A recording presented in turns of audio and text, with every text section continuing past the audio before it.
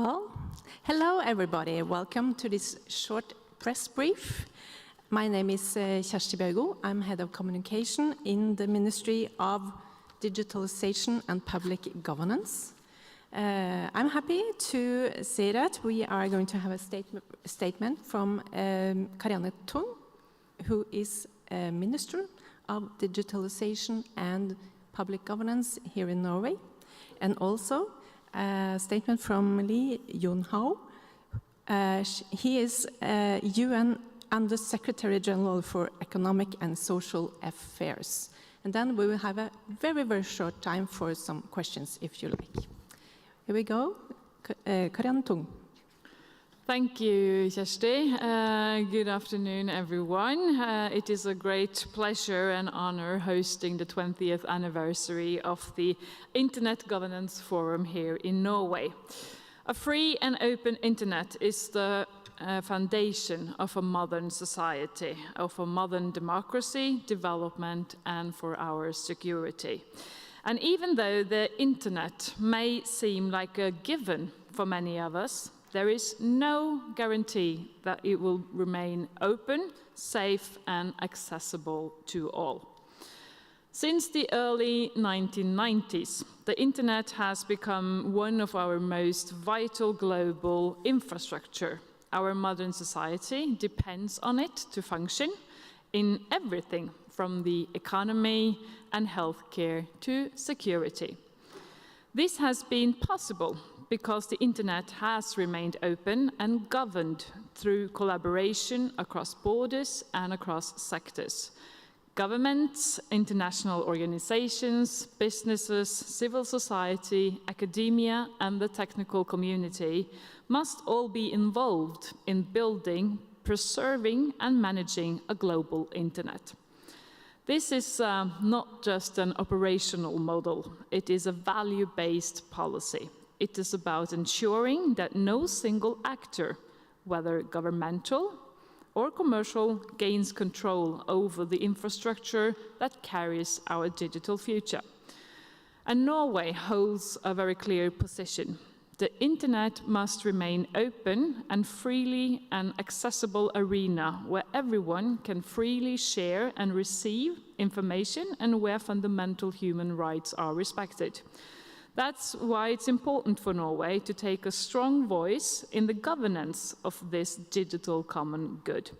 We have a strong tradition for democracy, openness, and cooperation.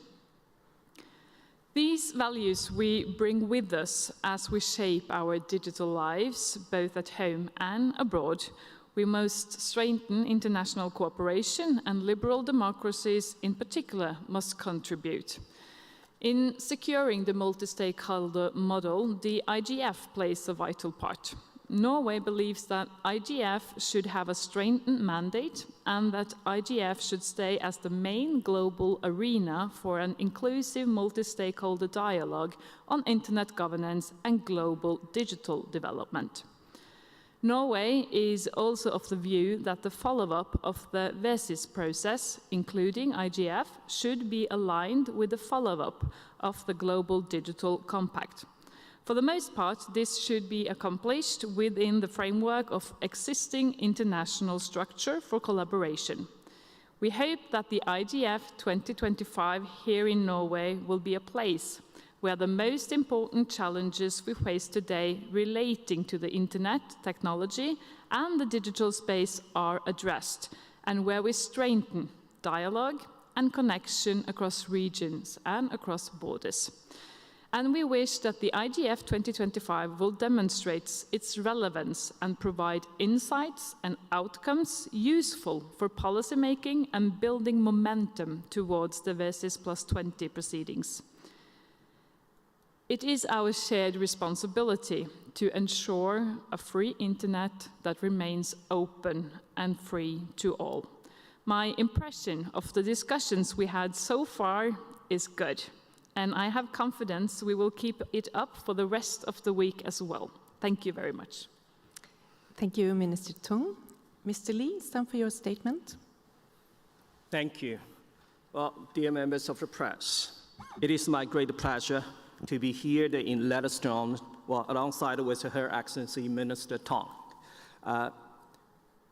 On behalf of the United Nations, I just want to extend my sincere thanks to the government of Norway for hosting the 20th anniversary of the IGF here in this beautiful, cozy city, for its warm hospitality and the deep commitment to inclusive global digital future. This year's IGF theme, very clear, building digital governance together. As the digital transformation accelerates across the sectors, the need for the effective, inclusive, and the rights-based governance has become a global imperative. For 2 decades, the IGF has provided a vital space where the diverse voices forge the common solutions to our shared digital challenges. This year, we are very honored to welcome over 8,000 participants, both on-site and online. This powerful convergence of the governments, the private sector, civil society, technical community, parliaments, and the UN systems actually demonstrate a very united front. We are especially energized by the growing participation of the youth, who bring the fresh perspectives, new energies, and a demand for the inclusive and ethical digital policy. The stronger presence of the parliaments and the courts is also very notable, reflecting the deepening ties between the digital governance and our legal frameworks. Over the course of this week, more than 150 sessions will address the defining issues of the time, which includes responsible AI and emerging technologies, digital trust, safety, and data protection, infrastructure and access, especially in the developing countries in underserved regions, cybersecurity and online rights, and the digital tools for peace, inclusion, and sustainable development. This forum is also a critical engine for the global digital policy. The discussions here are vital inputs for 20-year review of the WSIS and the Global Digital Compact, ensuring that the digital governance remains people-centered with a greater coherence and collaboration. The IGF is a very unique platform placed to support all those processes. To close, and the close of this week, we will release the IGF 2025 messages, distilling key insights, recommendations, and priorities to guide the governments and stakeholders towards a safer, more inclusive digital future. As we mark this 20-year milestone of IGF, we recognized both our progress and the road ahead. The digital age is evolving rapidly. While the opportunities grow, so do the risks. The IGF's core values, openness, inclusivity, transparency, and collaboration are more essential than ever. So let's use this week in this city to advance our shared goal. Thank you. Thank you so much, Mr. Lee. Then we are ready. If any of the journalists has some questions, have a question, we are open to that. Yes, please tell me who you are, where you're from, and your question, please. I'm Monika Ermert. I'm a German journalist for Heise publisher in Hanover.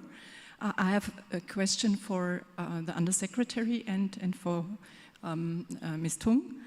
So to the Undersecretary, could you say where the money for a strengthened, the funding for a strengthened IGF should come from?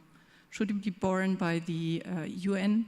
Should it be borne by the member states, or by donations as it was? And is it not a bit funny that one of the big donations recently came from Google, a company that is kind of criticized here in many of the workshops? And to the minister, your pension fund, KLP, had in a very interesting session described how they try to hold companies they list as invested companies to their obligations with regard to human rights.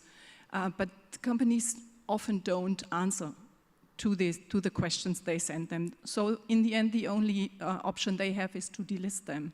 Should there be rules, legislation, for the companies that oblige them to answer such questions? Thank you. Well, thank you. Thank you for your question. With regard to the IGF funding, as you know, the IGF process is a very multi-stakeholder process. So we are open to all kind of the contributions from the government, from the service, from the institutions, as well as the business sectors.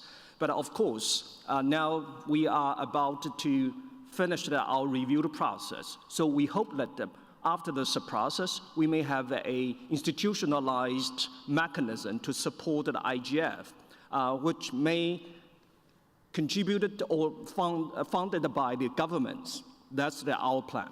Thank you. Thank you. Ms. Tu? Thank you. All Norwegian law are based on our values, openness, transparency, human rights. And when it comes to the regulation of the finance market and pension fund, it is a responsibility of the Norwegian Minister of Finance. So I have to address you to him. Thank you. Anyone else?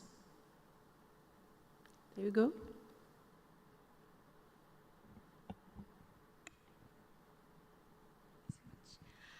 Hi, my name is Alifia Malik. I'm a journalist from Indonesia. Thank you for welcoming me. I'm from the Global South. I have a question for Ms. Tung. You've mentioned before that democratic values, transparency, and openness is how you approach digital technologies.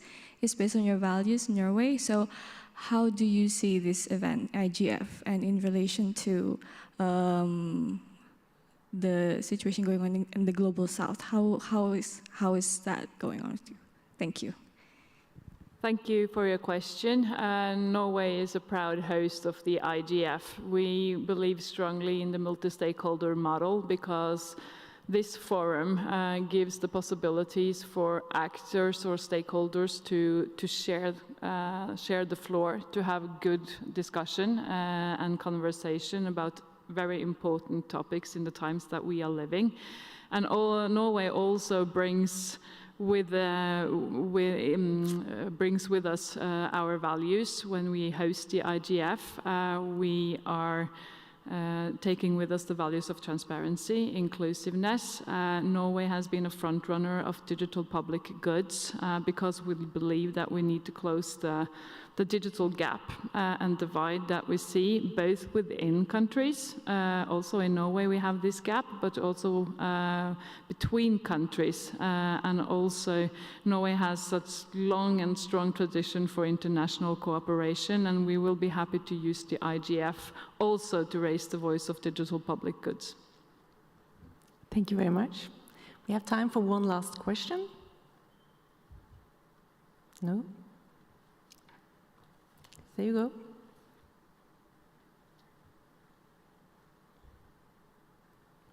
Hello, thanks for the last question. My name is Enes Hodzic and I'm from Balkan Investigative Reporting Network from Bosnia and Herzegovina.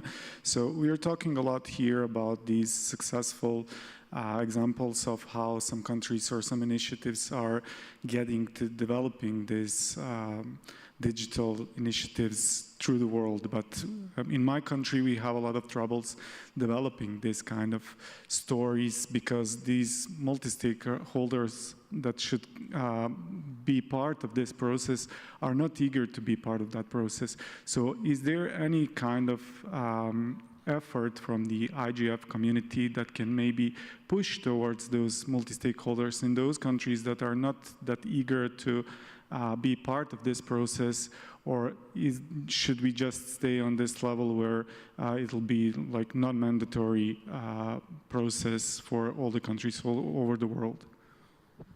Mr. Lee? Well, thank you. Thank you very much for your question. As far as we see, over the past 2 decades, IGF has become a premier and a global platform to have different multi-stakeholders to involve together, to dialogue with each other, to build trust, and to generate collaboration. But of course, it is a very open process. It's not the mandatory process. It's not a decision-making body, but it's a consultative which may generate enormous ideas which support the digitalization. So with regard to different actors, we really respect their choices, but we encourage them to join this multi-stakeholder model dialogue. Thank you. Thank you so much, Mr. Lee, and thank you also, Mr. Twang. Then we're finished here. I hope you enjoy the rest of the week here. So many interesting discussions. Thank you very much for coming.